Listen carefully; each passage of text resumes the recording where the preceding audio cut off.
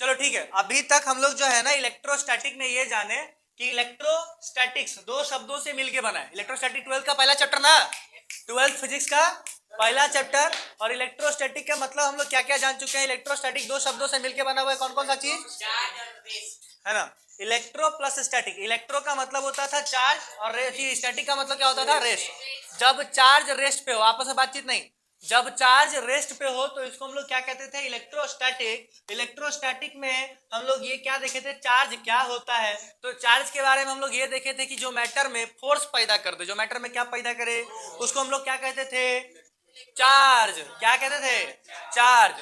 Charge के बारे में फिर हम लोग देखे कि चार्ज का यूनिट क्या होता है, बोलो कूलम। चार्ज का यूनिट कूलम। चार्ज को किससे दिखाते हैं, बोलो क्यू से। किससे, क्यू से। चार्ज को किससे दिखाते हैं, चार्ज का यूनिट कूलम, है कि नहीं। फिर उसके बाद हम क्या बताए थे, चार्ज का डायमेंशन क्या होता है, 80। चार्ज का डायमेंशन 80। फिर उसके बाद चार्ज कौन सा क्वांटिटी है, स्केलर क्वांटिटी। चार्ज कौन सा क्वांटिटी है, स्केलर। फिर हम क्या बताए थे, चार्ज का कितना टाइप होता है, बोलो positive charge, negative charge, neutral charge. Positive charge, negative charge, neutral charge. Positive charge में प्रोटॉन का संख्या ज्यादा, इलेक्ट्रॉन का संख्या। नेगेटिव चार्ज में प्रोटॉन का संख्या कम और इलेक्ट्रॉन का संख्या। अच्छा, और न्यूट्रल चार्ज में प्रोटॉन जितना होगा उतना ही। बोलो बात समझ में आया कि नहीं आया। इसके बाद फिर हम क्या बताए थे, बोलो चलो प्रॉपर्टीज ऑफ चार्ज के बारे में बताए थे। किसके बारे में बताए थे, तो चार्ज का क्या क्या प्रॉपर्टी था। इधर ध्यान दो कि चार्ज को हम लोग ऐड कर सकते हैं। फिर हम लोग क्या देखे थे, चार्ज कंजर्व होता है, चार्ज को ना तो बना सकते हैं ना तो बर्बाद कर सकते हैं। फिर क्या था, बोलो चार्ज क्वांटाइज्ड था। मान लो कि मेरे बैग में 50 इलेक्ट्रॉन है, ठीक है, तो उसमें कितना चार्ज हुआ, 50 ई चार्ज। याद करो, अगर 100 इलेक्ट्रॉन है तो 100 ई चार्ज, और n इलेक्ट्रॉन है तो n ई चार्ज। याद है ना। इसलिए टोटल चार्ज का फॉर्मूला क्या आया था, Q बराबर n ई। Q बराबर E का मतलब एलिमेंट्री चार्ज। एलिमेंट्री चार्ज का एलिमेंट्री चार्ज का वैल्यू क्या था, 1.6 into 10 to the power minus 19 coulomb, है कि नहीं। चलो ठीक है, अब यहां से जानो कि इलेक्ट्रिक चार्ज में और मास में क्या डिफरेंस होता है। हम लोग क्या लिख रहे हैं बताओ, डिफरेंस बिटवीन इलेक्ट्रिक चार्ज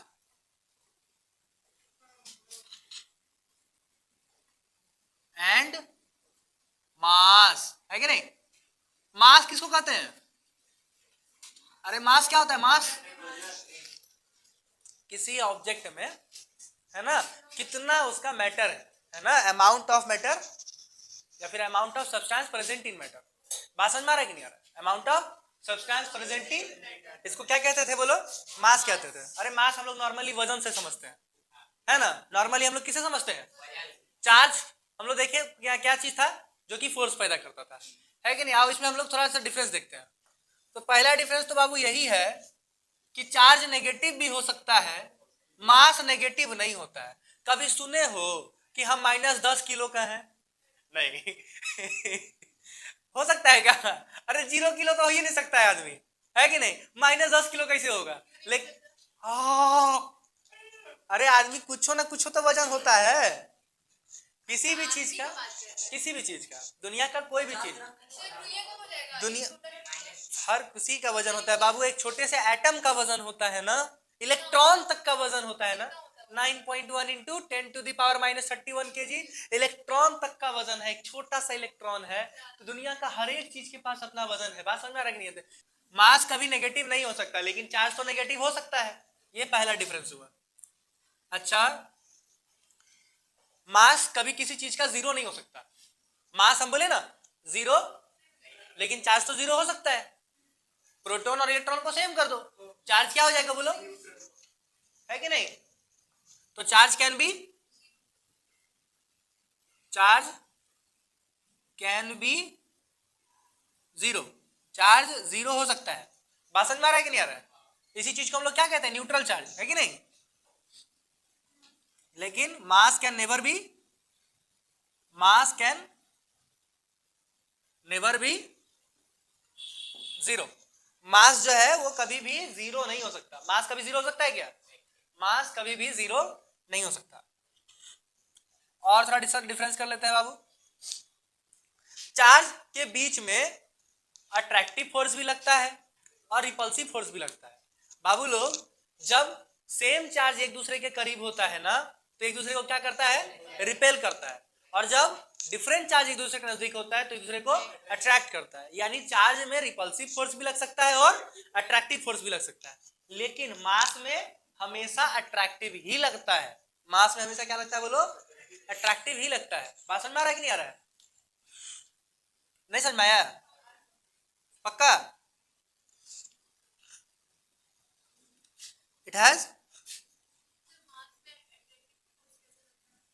अरे बकलेल ही अच्छी पढ़ी थी और ग्रेविटेशन नहीं पढ़ी अभी तक, इसीलिए ना। ग्रेविटेशन में हम लोग ये चीज देखते हैं कि एक ऑब्जेक्ट दूसरे ऑब्जेक्ट को हमेशा क्या करता है? अट्रैक्ट करता है। नहीं, भूल गई। F is equal to G m1m2 by r square बताया गया था न्यूटन में, न्यूटन लॉ ऑफ ग्रेविटेशन में 9वीं क्लास में। वहां पे बताया है कि एक मास दूसरे मास को हमेशा अट्रैक्ट करता है, लेकिन एक चार्ज दूसरे चार्ज को तो रिपल्सिव भी कर सकता है। तो it has repulsive as well as attractive, है कि नहीं? अट्रैक्टिव फोर्स बोलो, कोई दिक्कत वाली बात तो नहीं है। लेकिन इसके पास क्या होगा बोलो? इट हैज ओनली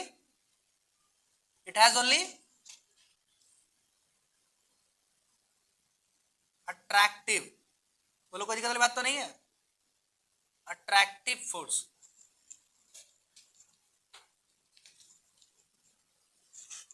और क्या होगा बोलो बाबू? चार्ज का यूनिट क्या होता है बोलो तो?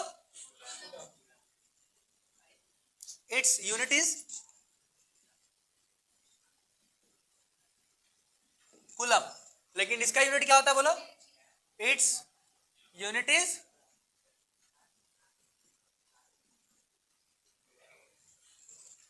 बोलो बात समझ में आ रहा है कि नहीं आ रहा है? एज वेल एज रिपल्सिव भी है और अट्रैक्टिव भी है। हाँ। ओ,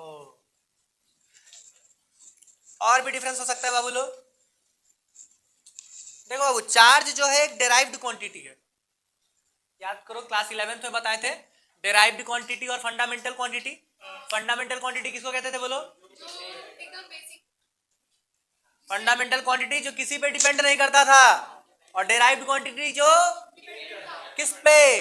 फंडामेंटल पे। तो चार्ज डेराइव्ड है, देख लो, ये करंट पे और टाइम पे डिपेंड किया था। Q बराबर आई टी, Q बराबर, तो ये करंट पे भी डिपेंड कर रहा है और टाइम पे भी डिपेंड कर रहा है। ये फंडामेंटल, ये किसी पे डिपेंड नहीं करता है।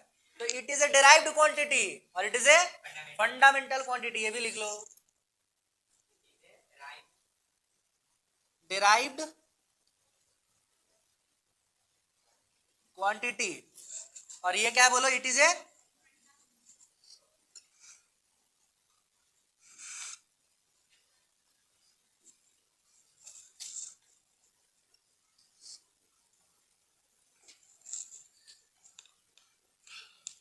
बोलो, कोई दिक्कत वाली बात तो नहीं है? या अभी भी दिक्कत है कुछ?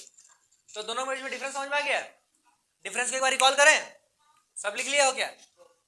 लिख लो पहले, एक मिनट रुक के लिख लो पहले। चार्ज जो है बाबू, है ना, चार्ज कैन बी नेगेटिव हो सकता है।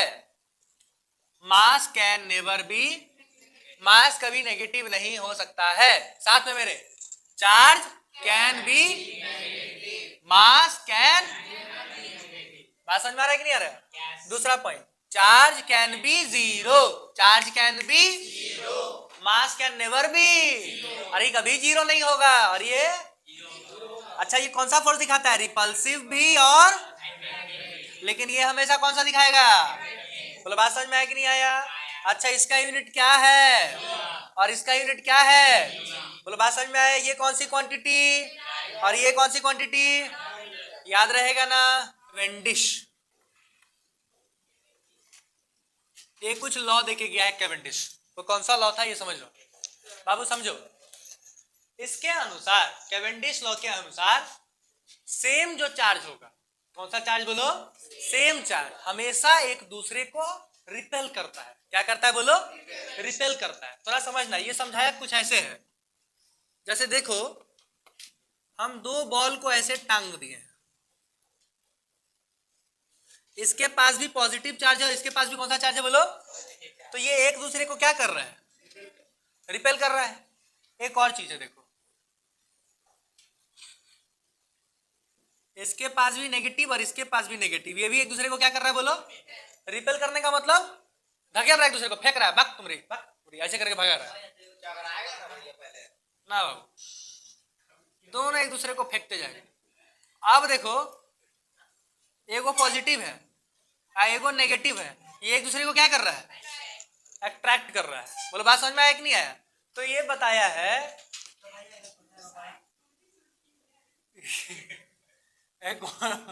अकॉर्डिंग टू कैवेंडिश लॉ, इधर ध्यान दो, लड़ाई पिटे। According to Cavendish law, same charges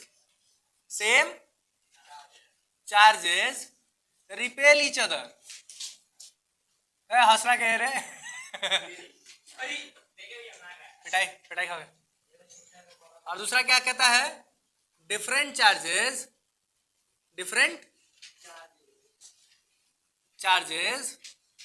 attract each other. नहीं समझ में आया बाबू लोग? क्या क्या बोला बोलो? क्या बोला? Same charges repel each other. नहीं, ये डिस्टर्बेंस नहीं, बिल्कुल पढ़ाने वक्त में एकदम नहीं। हम इसीलिए पहला दिन ही बोल दिए थे 12th स्टार्ट करने से पहले, ये सब क्लास बर्दाश्त नहीं।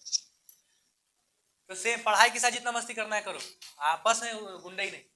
आओ देखो, तो same charges repel each other, different charges, बोलो कोई दिक्कत बात तो नहीं है?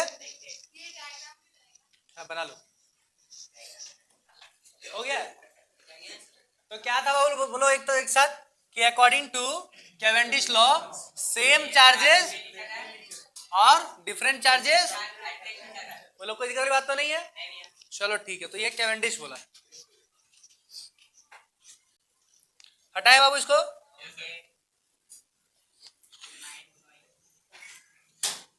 ए बाबू थोड़ा सुनो तो ये प्लस चार्ज दूसरे प्लस चार्ज को फेंक दिया, ई माइनस चार्ज दूसरे माइनस चार्ज को फेंक दिया, ये प्लस चार्ज इस माइनस चार्ज को खींच लिया। ये फेंकना खींचना ये सब क्या है? फोर्स। क्या है ये?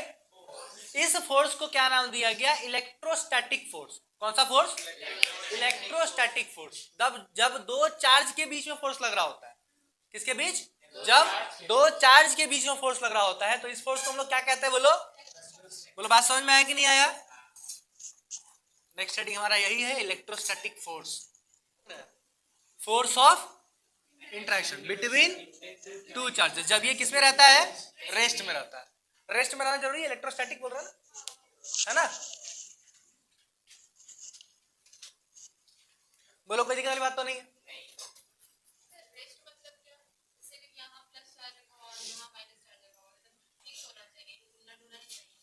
ऐसा बात नहीं है, चार्ज मूव नहीं कर रहा है, ये हम कहना चाह रहे हैं। चार्ज अगर मूव करता तो वो करंट कहला जाता है। चार्ज ही रहना चाहिए, वो करंट नहीं बनना चाहिए, ठीक है ना? यहाँ दो चार्ज के बीच में लगने वाला फोर्स को हम लोग इलेक्ट्रोस्टैटिक फोर्स कह रहे हैं। इंट्रैक्शन का मतलब अट्रैक्शन और रिपल्सन दोनों है। आराम से